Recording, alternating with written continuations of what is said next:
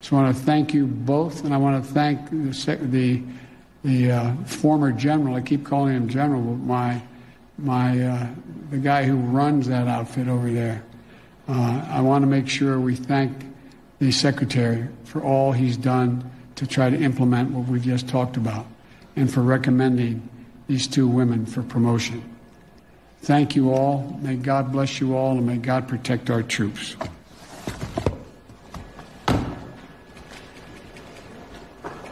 Thank you.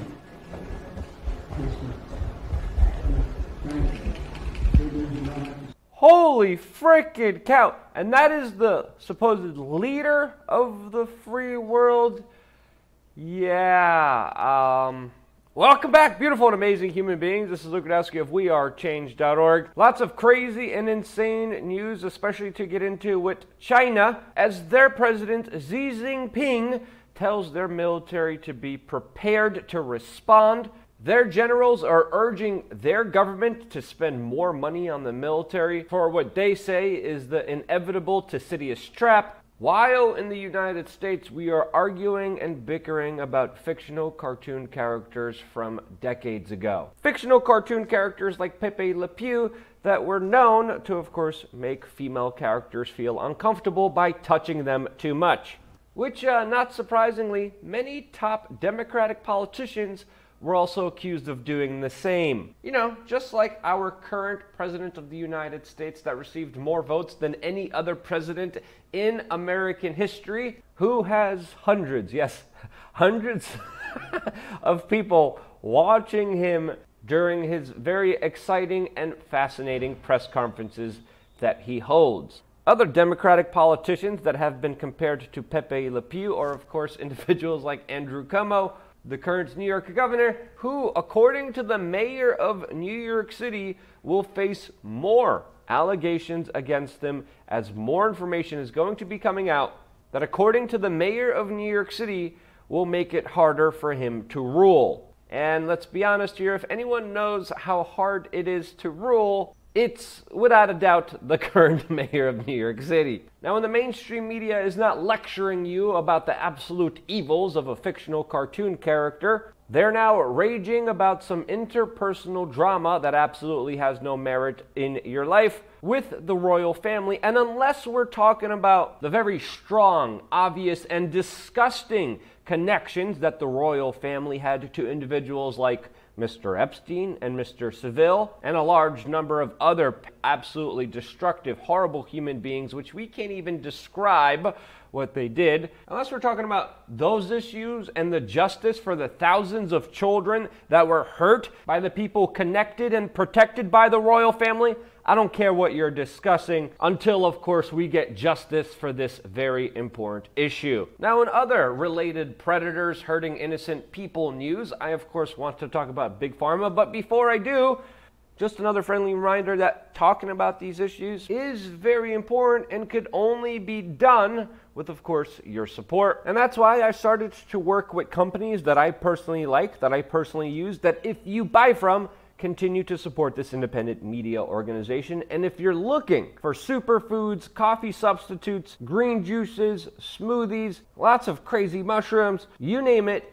you could get it on M Foods. The link to this store that I personally work with is down in the description below. They have some really great products that I personally use, that I personally back. I really like them, especially the raw cacao. Second to that, I really like the chaga mushroom powder that I usually put in my shakes or coffee, which of course helps you get a lot of nutrition that is usually lackluster in our modern foods. So yeah, if you're interested in some of these superfoods, check out the link down in the description below right now by clicking it and seeing what they got. Also, by the way, the video that I was supposed to release yesterday for LukeUncensored.com will be coming out later. Don't worry, we will notify you when it does come out. It was a pretty fun and ridiculous speech here at Anarchapulco, which of course you can only exclusively get on LukeUncensored.com. And I will be making another very important video about this issue and this issue in today's videos, which of course you could exclusively only get on LukeUncensored.com. Now, as time goes on, we're actually learning more and more about the situation that we're in right now that of course started in 2020. And a lot of what we're finding out was usually obvious for a lot of people paying attention, especially a lot of people in independent media whose information was suppressed. But now, after mainline clinical medical studies and even the mainstream media acknowledging that nearly 8 out of 10 people who were hospitalized because of the sickness last year were either overweight or obese. There was also another massive link from some medical studies showing that 9 out of 10 serious cases of the sickness were definitely related to vitamin D deficiency. Now again, I have to state we are not medical professionals. I am not a medical doctor. Always consult a professional regarding your own personal unique body.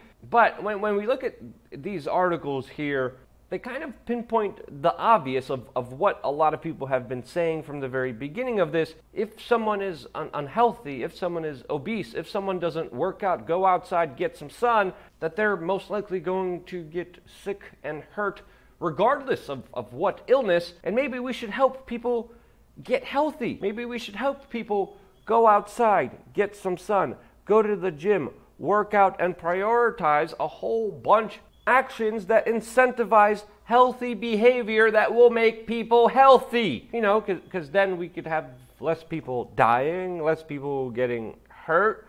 And when you look at the government's response to this sickness, let's be honest, I think it's fair to say that they absolutely did the opposite of that. What some government officials do push are lockdowns, closing down gyms. Some politicians, of course, paid off by the sugar industry or the GMO food industry that would never dare even to talk about the negative consequences of inducing mass amounts of sugar into the human body. What they do push is something that was rushed, is something that is experimental, and even according to their own experts, not even clear if it will prevent some infections or just deal with some of the symptoms. And let's be honest, there have been some mainstream media articles even talking about the adverse side effects, the accidents that have been happening, which should really make you wonder, why is the government putting all of their eggs in this particular basket when clearly we're starting to see the real issues that, if addressed, could dramatically help and reduce a lot of the horrible effects of this. We have seen governments, like in California, use highly manipulative emotional propaganda, trying to convince people that they can't touch someone, say that they love them or hug them. And let's be honest, a lot of people are seeing such propaganda as disingenuous, especially with the counter information presented to them. And people in the Netherlands, people in Europe, people in Denmark, people all across the United States are actively rebelling against many of the government measures that have been instituted against them, and they're personally choosing to go back to normal. Now, whether this is the right move for you as an individual to take is based on your own personal responsibility and your own personal decisions that you want to make in your life. And even some large organizations and institutions like the World Health Organization, in light of all of this, are even coming out and advising against specific shot passports to travel, which looks like by and part may not actually happen. And in light of that, a lot of this has to do with a lot of the recent information coming out and people just being disenfranchised, and by the ever so changing positions of institutions like the World Health Organization. Now, of course, other countries are deciding to take the situation into their own hands. Countries like China that are going above and beyond to set up track, trace, and database societies, where even they are going as far as to inserting a 3-inch swab inside of human beings where the sun doesn't shine, a part of their zero tolerance tactic surrounding this sickness. A zero tolerance tactic that, of course, they have been using and abusing also for their own political power inside of China, as many people have had the full brunt of the Chinese national security state thrown against them, with this sickness being used as an excuse. China just launched their own sickness passports inside of their country, joining, of course, countries like Israel that, of course, massively violate their citizens' privacy and have very huge civil liberties concerns, as of course this ultimate power over the citizenry can and will be abused, just as China has been doing so already. And when you look at some of the tactics that the Chinese have been implementing against the Uyghur Muslims, according to a new report that come out that we can't even talk about. We're going to talk about this on LukeUncensored.com, by the way. But they are doing unspeakable things, all in the name of course, keeping everyone safe and secure from a sickness that they are using for their own political advantage, domestically and internationally. This, as of course, just today, a major think tank released a legal examination of China's actions against the Uyghurs, and they classified it as the total destruction of an entire race of people, with unspeakable things happening at these re-education centers that is leading to the mass number of them no longer existing. Now, it's important to point out here that the Chinese government is adamantly denying any wrongdoing or any kind of atrocities or abuses against the minority Muslim Uyghur population, which surprisingly just keeps disappearing very fast. A Chinese embassy previously tweeted that the Chinese government was liberating